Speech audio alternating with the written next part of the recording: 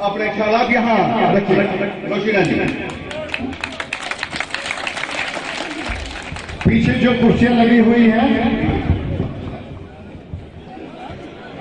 وہ کرسیاں جو پیچھے لگی ہوئی ہیں آپ خود ہی کرپا کر کے کرسیاں لے لیں. اور جب میں وہ کہتی کر دیجیے گا. خدا حافظ. بہت بہت شکریہ. میرے خیال میں 99% ہندو آبادی ہے اور شاید میں فخر سے کہہ سکتا ہوں کسی ہندو لیڈر کو 95% ووٹ نہیں ملے ہیں. مجھے 95% ووٹ ملے. میرے دونوں الیکشن کون کہتا ہندو مسلمان؟ جہاں پیار ہو جہاں ہمدردی ہو اور جہاں انسانیت، وہ لوگ جو بیچ میں ہمارے انسان اور انسان کے بیچ، ہماری سیاست کے بیچ ریت کی دیواریں تو کھڑی کی ہیں. کچھ لوگ جن کو آج بھی انسانیت کی قدر ہے، جو پیار کرتے ہیں، وہ ان دیواروں کو توڑ کے بھی آ جاتے ہیں اور مدد کرتے ہیں. اور میرے گئے بغیر ہی مسلم علاقے بھی ہوں گے جہاں 90% ووٹ ڈلے، کیونکہ جموں کشمیر کی اتہاس، میں ہندوستان تو نہیں کہوں گا لیکن جموں کشمیر کی تاریخ، کچھ لوگ کہتے ہیں کہ ان کے اپنے کانسٹیچوئنسی میں ووٹ نہیں آئے. یہ آپ کی بھی بےعزتی ہے، میری بھی ہے. میری نہیں، آپ کی زیادہ. یہ منہاس صاحب کے ان گاؤں بزرگوں، میرے ہندو بھائیوں بہنوں اور میرے مسلمان بھائیوں، کشمیری گوجروں دلت بھائیوں، جب میں نے الیکشن لڑا چیف منسٹر کے وقت، شاید ہندوستان کے اتہاس میں پہلا واحد آدمی جو جموں سے فارم بھرنے آیا اور اسی وقت واپس گیا اور الیکشن جیتنے کے بعد آیا.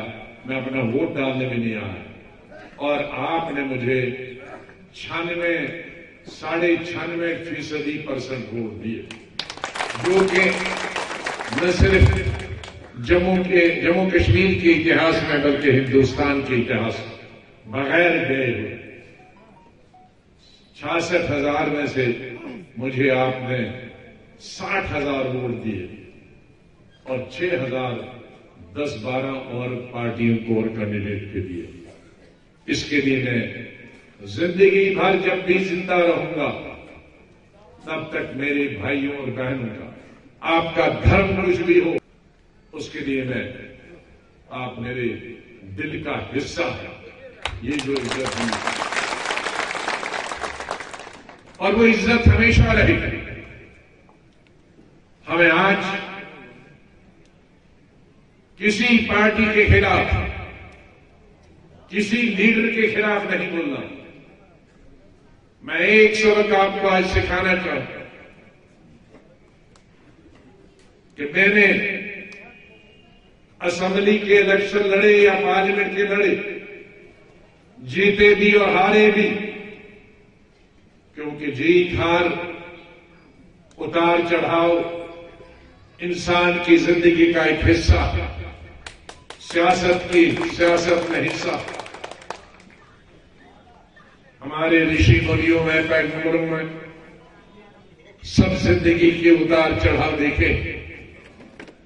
جو بھی انسان اپنی زندگی میں اتار چڑھاؤ دیکھتا، اس میں دو چیزیں: ہمت نہیں ہارنی ہے اور کسی کو گالی گلوچ نہیں کرنا.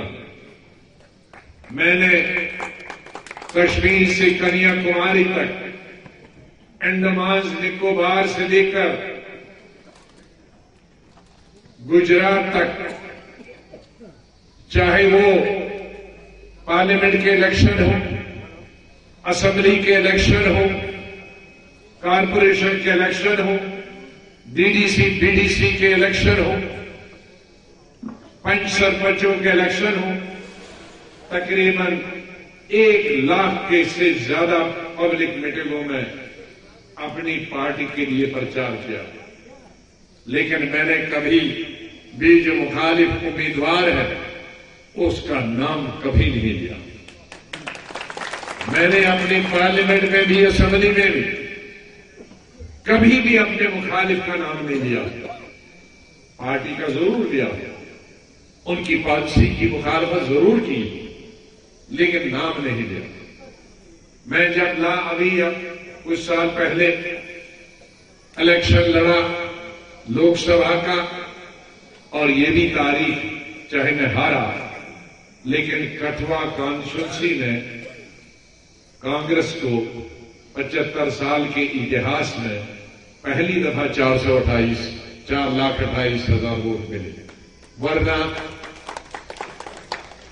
2,11,000 आखिरी था 1952 से लेके हार। और मुझे कहने लगे कि आपने मीटिंगें की, आपने बीजेपी के कैंडिडेट का और इंडिपेंडेंट कैंडिडेट पीडीपी का, इंडिपेंडेंट नहीं पीडीपी का कैंडिडेट मुसलमान था, मेरे जिले का था, बीजेपी का भी मेरे जिले का था। राणा साहब तो कहा आप उनका खिलाफ क्यों नहीं लेते? मैंने राणा साहब और उनके वालिद साहब की, मैं छोटे राणा को तो मैंने जानता नहीं, मैंने शक्ल भी नहीं देखी, लेकिन मेरा छोटा भाई, क्योंकि उनका बाप को मैं चाचा बोलता था। मेरे बाप के साथ वो चीफ इंजीनियर था, मेरे ताया के साथ उनके रिश्तेदार थे, और मैं जब चीफ मिनिस्टर था तो मेरी पब्लिक मीटिंग में राणा साहब, बड़े राणा साहब जो चीफ इंजीनियर, उनकी बहुत हार्ट अटैक से, मैं ऐसे भाषण कर रहा था, वहां उनका हार्ट अटैक हो गया और वहीं मिले तो मैंने गोद में उठाकर उसको अस्पताल अपनी कार में लिया। मैं उसके बेटे के खिलाफ क्यों बोलूं? वो मेरा छोटा भाई।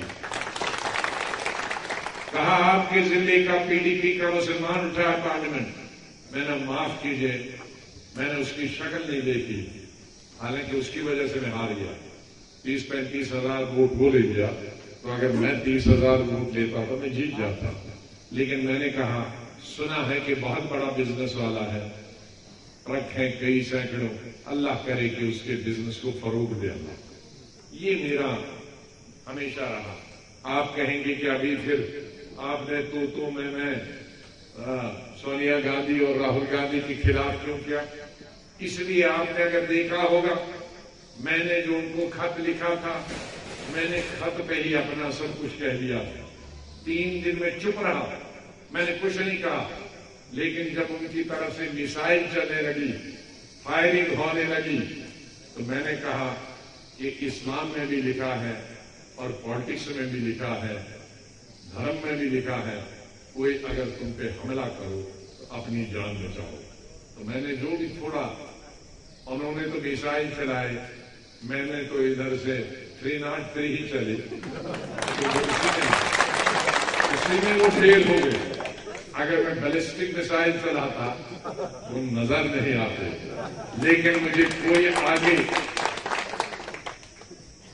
सोटी का इस्तेमाल करने का भी इरादा नहीं। जिस पार्टी के साथ, क्योंकि मैं इतने साल में, यहां कोई बड़ी इंडस्ट्री नहीं, बड़ी फैक्ट्री नहीं, यहां नौकरी के ज्यादा मौके नहीं, यहां चपरासी की, कलर की, टीचर की ये नौकरी मिलती है, और वो भी पूरी नहीं होती हमारे नौजवान लड़कियों और लड़कों के।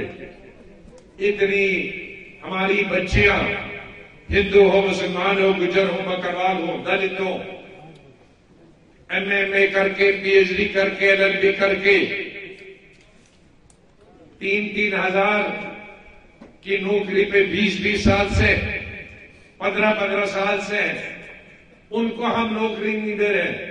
अब उसमें हमारे भाई बहनें हिंदुस्तान के आए, जहां बड़ी फैक्ट्री भी है, कारखाने भी हैं, रोजगार के मौके भी हैं, बड़ी बड़ी जगहें हैं, प्राइवेट कॉलेजेस, यूनिवर्सिटीज हैं, प्राइवेट फैक्ट्रियां हैं, वहां वो खप सकते हैं। यहां क्या आटे के वो जो हमारा चलता है घाट, اس میں نوکری ملے گی. جہاں بیل کو ہم کوہلو لگاتے ہیں، اب بیل کی جگہ کیا ایم اے اور پی ایچ ڈی کو آپ کوہلو میں لگائیں گے؟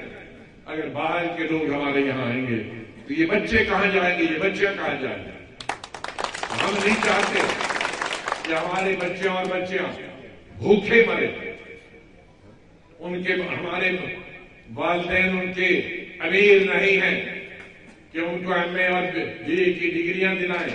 وہ زمین بیچتے ہیں، وہ مزدوری کرتے ہیں، کھانا اپنے پیٹ پہ لات مار کے کھانا 3 بجے کے بجائے 1 وقت کا کھاتے ہیں، اور ان لڑکی اور لڑکوں کو بنگلور فیس بھیجتے ہیں، ان کو حیدرآباد فیس بھیجتے ہیں، ان کو پونا فیس بھیجتے ہیں، دلی فیس بھیجتے ہیں.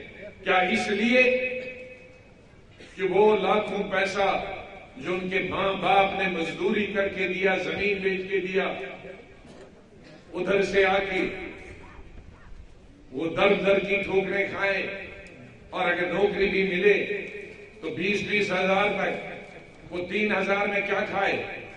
آج آٹے پہ بھی ٹیکس ہے، آج تیل پہ بھی ٹیکس ہے، سبزی پہ بھی ٹیکس ہے. کون سی چیز ہے جو ٹیکس ہے؟